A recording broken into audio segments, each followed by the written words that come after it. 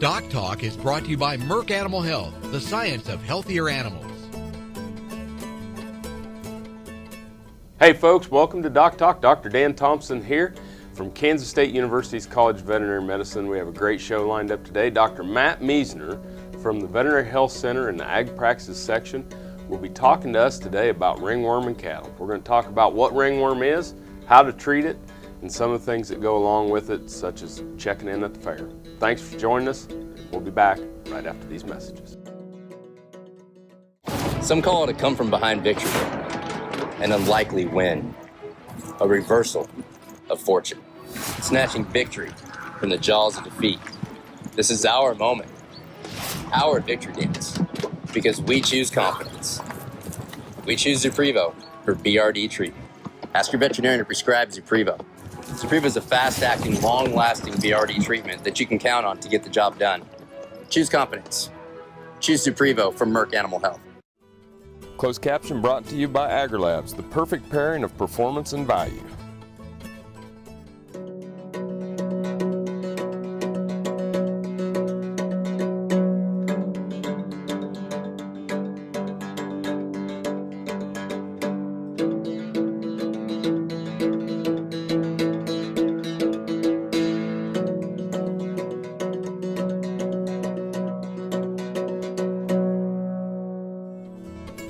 This segment brought to you by the new Hired Hand Portable Cow Sprayer. For more information, visit cowsprayer.com. Matt, welcome to the show. Always happy to be here. Well, folks, this is Dr. Matt Meisner. Matt is a boarded veterinarian that's boarded in internal medicine for food animals and food and fiber animals, and teaches here at Kansas State University's College of Veterinary Medicine. He's in the clinics, he's seeing cases, you're teaching students, and you see everything. You see walk-in cases and you see referral cases. Right. Everything from common to the weird stuff, and sometimes working through those can be difficult. And today we're going to talk about something that's extremely common, and that's ringworm. Sure. Very common and a nemesis for a lot of people in multiple ways. And it's one of those, ringworm is one of those unfortunate common diseases that have a misleading name in that it's not a worm right. that causes the infection. It's actually a fungal type organism, and there's multiple types. So every species has their own type, usually from cats to dogs to horses to cattle and even small ruminants. So they all have their own type of this fungus that affects them. They can cross a little bit, but for the most part, they're specific to that species. And as I'd mentioned before, I can still remember a young lady coming into the clinic, and she had a kitten that had a ringworm infection, and she said, the husband says there's a fungus among us, and I said, yeah, it's not just on the kitten, it was tracking all the way up her arm. Right. So getting the kids away from those animals and your spouse and getting a definite diagnosis is important. Sure. Yeah, so that cross species, not just between individual animal species we think of, but people as well, so that can be a zoonotic infection to some degree. And one of the times that you and I see a lot of these cases is fair time. Sure. People wanting to get them cleared up and they can prevent an animal from being allowed to show, right? Right. So that's probably one of the common diseases that will get an animal turned around at the door when we're checking in animals. That if we see ringworm, oftentimes it's something that can't come in. Depends on the regulations, but it's animal-to-animal transmission, close contact, but also gets in the environment. So an infected animal that's rubbing on pins, posts, panels can leave that for the next one to come by and then transmit it that way. So we worry some about that. So it's not just an animal-to-animal, it's potential animal to people that are just enjoying the fair. Sure, right. Yeah, and some of the food animal species less so to people, but it can be, so that's a risk as well. And so any fomite. So highly contagious? Highly contagious, yeah. Okay. Let's talk about the clinical signs. Go ahead. Well, one thing I was going to say, it's highly contagious, but usually it's the younger animals with the less of an immune system or animals that it's contagious, but oftentimes we won't see every single animal spread through a herd, and there's some susceptibility there, but right. Still. Why do we see those round patches? Hair loss. So it's a fungus, it's on the skin, it affects those hair follicles, and we lose hair. And it starts in the middle and they Yep, so the actual blossom active out. stuff is blossom on the edges. I'll be dang. Yeah, and those hair loss can mimic a lot of things, and so it's nice to know some clinical signs to try to get it confirmed as ringworm. Well, let's take a break, and when we come back from the messages, we're going to talk more about ringworm with Dr. Meisner, and we're going to talk about clinical signs and diagnosis. You're watching DocTalk, and we're glad that you joined us.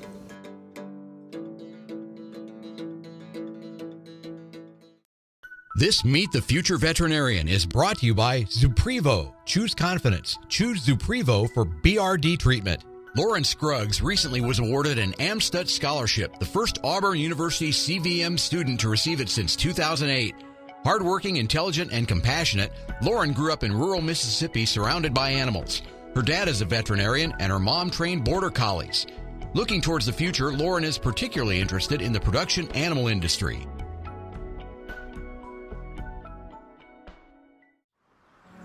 As dependable as the sunrise, in dairy parlors, open pastures, on ranches and feed yards across America.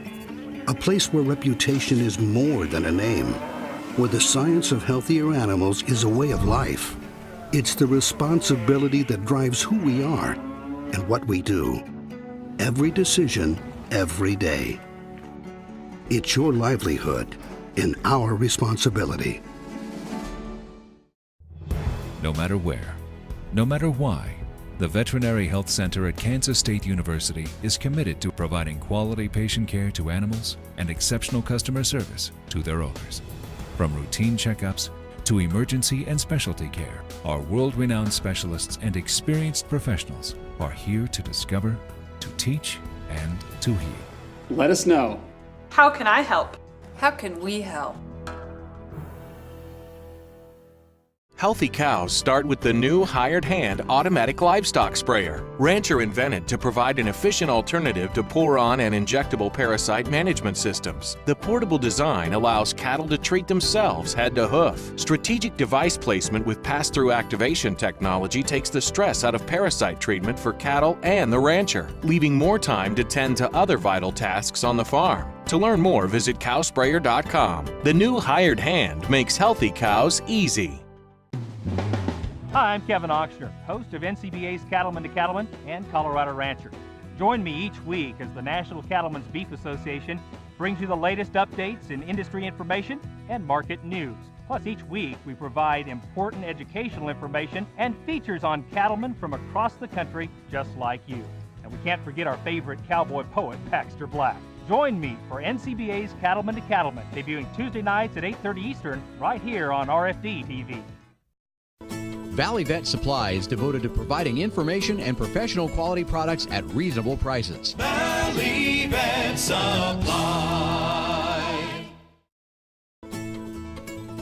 This segment is brought to you by Norbrook Laboratories, manufacturers of Enroflox 100, the newest addition to your arsenal for treating bovine and swine respiratory disease. Hey folks, welcome back to the show. Dr. Dan Thompson here with Dr. Matt Meisner, and we're at the College of Veterinary Medicine at Kansas State University, where Matt is a veterinarian over in the Ag Practice section in the Veterinary Health Center, and he is a boarded internal medicine specialist for food and fiber animals. Specifically today we're talking about ringworm in cattle, something that maybe is something that's extremely common and not something that we're going to get a boarded. Don't need an internist for this. For this one, but maybe a dermatologist. But let's talk about, you know, the clinical signs of ringworm and kind of the timing and some of the diagnostics. You know, it's one of those diseases we'll see oftentimes in young animals, and it has to do with immune recognition. So the more immature the immune system is, the more likely they are to come up with clinical signs and then have to fight it off.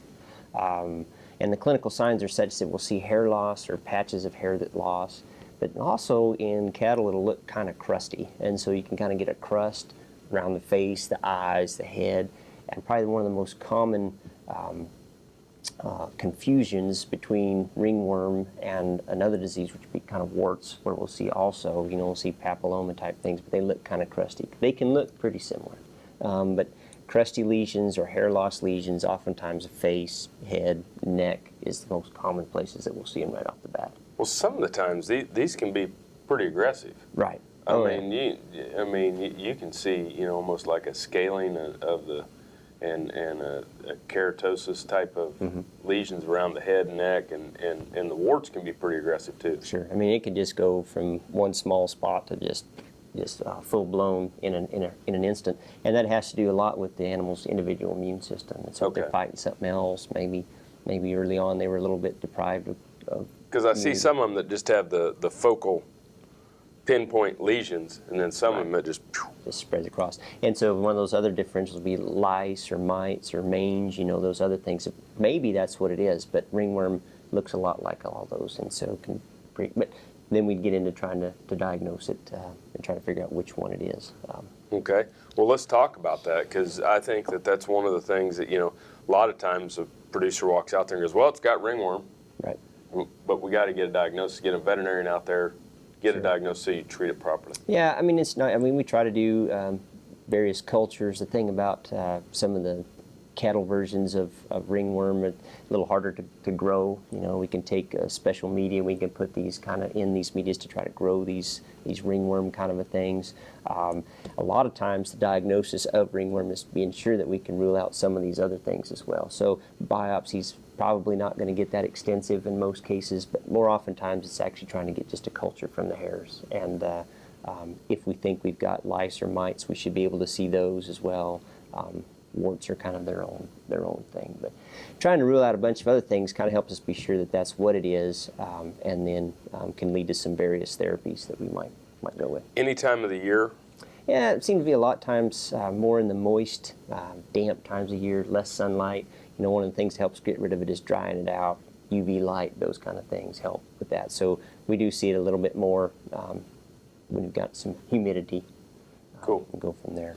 Well, let's take a break. When we come back from the break, we're going to talk more about ringworm and how to treat it with Dr. Matt Meisner. This hog is Hanover hoof for meal made from U.S. soybeans. Now, one hog isn't that impressive, but suppose we add another, and another, and another. Before long, you've got billions of hungry customers around the world all clamoring for the same thing. Our soybeans. Learn more about the billion-dollar appetite of animal agriculture at BeyondTheElevator.com. Brought to you by America's soybean farmers and their checkoff. Hello friends, I'm Ernie Rodina. And I'm Dawn Dawson with the Better Horses Radio Show. For over 9 years, we've been bringing the Better Horses Radio Show to markets all across the Midwest. We talk about God, lots about horses. We talk about cows, we talk about horse health, we talk to top trainers, and we even talk about Roy Rogers. We're having a blast with Better Horses Radio Show and would love to take it to a market near you. So visit our website at betterhorsesradio.com and let us or your local radio station know you'd like to hear it in your area. The Better Horses Radio Show is unbelievable. Calves require adequate, high-quality colostrum immediately following birth to receive the immune and nutritional support needed to fight diseases and thrive. Next-generation Colostrix colostrum replacer and supplement are USDA licensed to aid in the treatment of failure of passive transfer and contain natural maternal bovine colostrum antibodies against E. coli K99. Ask your animal health supplier for Colostrix or visit agrilabs.com for details. Colostrix makes all systems go. Broadband has become as important to us as highways. That is why DocTalk is teaming up with NTCA, the Rural Broadband Association, and rural broadband companies like Blue Valley Telecommunications in fighting for quality broadband access through the program Smart Rural Communities. I don't think we have any idea what's coming in the future. I couldn't have imagined 5 years ago what we're doing today. So in 2 years, I would guess there's things we can't imagine that we're going to be doing. To learn more, visit ntca.org/smart or bluevalley.net. Beef producers need a practical choice when antibiotic therapy is required. More than ever, they are reaching for non-prescription Noromycin 300LA from Norbrook, specially formulated to produce sustained antibiotic blood levels up to 4 days in cattle. Noromycin 300LA delivers economic, broad-spectrum disease management for pneumonia, shipping fever, pink eye, wound infections, and foot rot. See for yourself why Norbrook's Noromycin 300LA is the practical choice for your herd. TrueTest Group, weighing systems, electronic identification, EID, electric fencing, and dairy automation systems help farmers and ranchers around the world manage the performance of their livestock for ultimate profitability. Hey folks, welcome back to Doc Talk. I'm Dr. Dan Thompson, and with me today is a friend and colleague, Dr. Matt Meisner, who is a boarded internal medicine specialist over in the Ag Practices section here in the Veterinary Health Center at Kansas State University's College of Veterinary Medicine. And we're talking about the common thing of ringworm in cattle. And Matt, you've done a great job of talking to us about it being a fungus, about how contagious this is, and how to get a proper diagnosis. And we always want to recommend our folks out there to work with their local veterinarian. Now let's get into some of the treatments, because everybody out there that has a show calf is now grabbing a hold of the side of their TV saying, I want to know this year if we get ringworm, I'm not going to be held out. Give me a cure, right? Right. And when you've got the number of treatments that have been proposed for treating ringworm out there, it's more than you can shake a stick at, right? So this is where I really encourage you to work with your local veterinarian, because different areas of the country and different veterinarians have things that work for them. And oftentimes we're trying to reduce the length of time that you're having problems with it. But there's various topical things that work that we try. Like we mentioned earlier, it's nice to get them out in the sun, get it to dry out, get some UV light on it. Topical soaps, scrubs, iodines, things that aren't necessarily going to, create another problem for showing cattle, meaning, stains and colors. We've talked about topical copper tox, which is a copper sulfate, but turns them green, so that doesn't really help out a lot. Alcohols, things that can happen. Then you get into some of the systemic drugs. There is a drug called greaseafulvin. Oftentimes it's cost prohibitive in most cases, and then it also has to be produced in a legal manner today. And to be compounded, it has to go through a set flow to get that drug approved, and then to put it into cattle. And that's something that your veterinarian can help you out with as well, but it's expensive. What about the withdrawal on those? And then it can be extended? Can be extended, and there's some documentation out there or places that we can call to get the current recommendations for withdrawal times as well on that. But sometimes this kind of goes really wild, and so we talk about more of those systemic drugs, and we get it approved. We can make sure it's going to be absorbed, and we get it the right way. And I think it's important that when y'all are looking at treatments, I understand that we want to get these animals into the show, and when we start to talk about some of these types of treatments, I'm almost always, we're talking about a show animal that we're trying to get ready. But what we're showing to the public and what we're representing to the public is important, that we follow the rules and that we do the things that are right. Right, exactly. Anything else on treatment?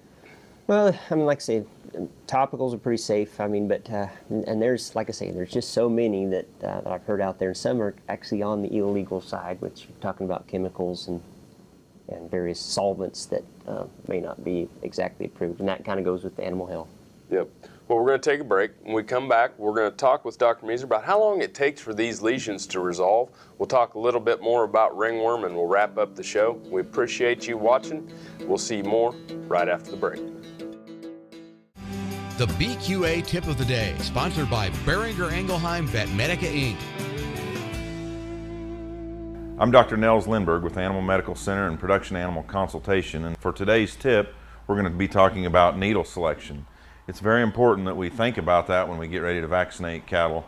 We only want to use 5/8 or 3/4 inch needles on sub-Q shots and inch or inch and a half needles on intermuscular shots. We want to go sub-Q as often as we can, and so again, we'll use the 5/8 inch needles and 3/8 inch needles with a preference for the 5/8 needle, 16 gauge, even 18 gauge if we need to.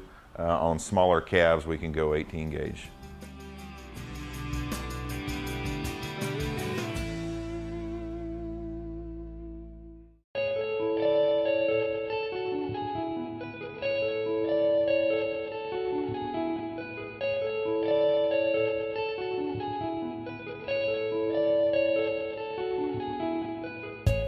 It must be an inherited trait, because I have never wanted to do anything other than be in the cattle business.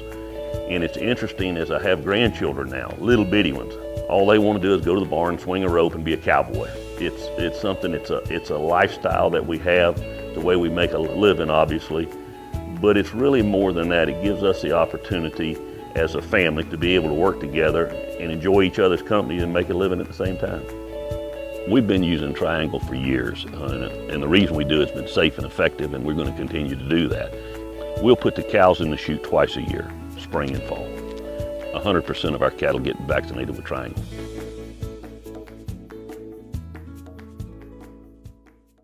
Working your cattle just got easier. Introducing the new Vet Gun delivery system, a new way to apply topical insecticides to your cattle.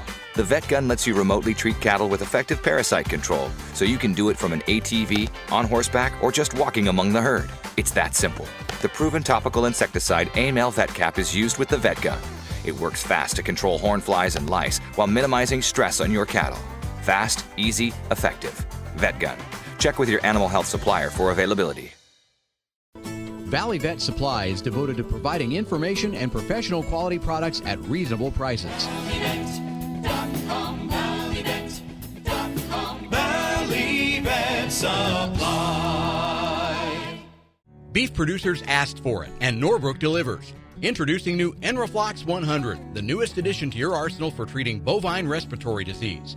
Enroflox 100 is an FDA-approved, ready-to-use injectable antimicrobial solution to treat BRD associated with Mannheimia hemolytica, Pasteurella multocida, and Histophilus somni in beef and non-lactating dairy cattle. Administered SQ as a multiple-day therapy. Consult with your veterinarian today about Enroflox 100, the new choice. This segment is brought to you by the Beef Quality Assurance Program and the Kansas Beef Council, improving animal care and beef safety for more than 20 years.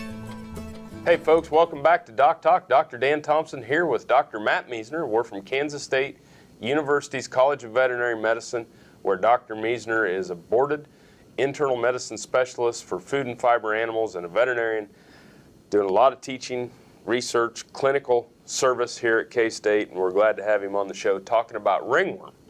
And when we talk about ringworm, you know, the one thing is, okay, Doc, I got the cow in here, got ringworm, the show's next week, we got to get rid of this. Right, tough, right? So tough, and most of the time it's going to take them, 3 to 4 weeks to kind of get it under control before you can really get it stopped, and sometimes it takes months, 2 to 4 months, and so I think a lot of times we're trying to stop each individual lesion, so I would recommend kind of getting some of those topical soaps or iodines to try to get it shut down at the source. And it's starting to resolve when you start to see hair kind of come back into that area, kind of stubs of hair, especially around the edges. But it's nice to be vigilant about observing these things early on, because when you get down to a week or so before the show, you're going to have a hard time getting it shut down. Is there anything that you can put down in the environment, as far as if you're going to have show cattle in there next year, and is there anything we can do? Because I know, like in my garden, I'm just going to use the example of like the fungus on my tomatoes. I just can't plant tomatoes there anymore, because it comes right back every year. Comes back every year. Yeah, and it's hard. It hides in nooks and crannies, and it can be an issue. Topical dilute bleaches and those kind of environmental treatments can be effective to reduce the overall concentration of it, and so it's good to keep things clean, and it's just general cleaning would be the big thing on keeping it, limiting it in the herd. So those would be things to kind of look at. So we got about a minute left here. Let's go through our kind of your checklist on ringworm. Right. So not a worm, it's a fungus. It's one of those that affects the hair in a similar manner to lice, mites, warts. Can look crusty, so we try to recognize it early on. Usually affects the younger animals a little bit earlier on, and has to do more with the immune system. And then treatments, they vary. When we look at the treatment, time to cure with the treatment, it's usually pretty similar to when it was going to resolve anyway, that 1 to 4 months. But it's not wrong to treat to try to limit some of that concentration of the fungus from spreading, So I think that's a good thing. Then there's some legal and less than desirable treatments that we can do. But in the end, I still think, talk to your local vet and see what works in that area, because there's various species of it, and go from there. Cool. Well, thanks for being on the show today. Glad to be here. Thanks for watching Doc Talk. Remember, if you want to know more about what Dr. Meisner and I do here at Kansas State University, you can find us on the web at www.vet.ksu.edu. Remember, always work with your local veterinarian. Thanks for watching Doc Talk today. I'm Dr. Dan Thompson, and I'll see you down the road.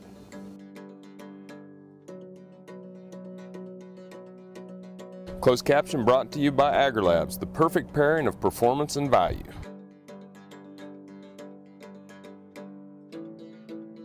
For more information about this program or previous programs, go to DocTalkTV.com.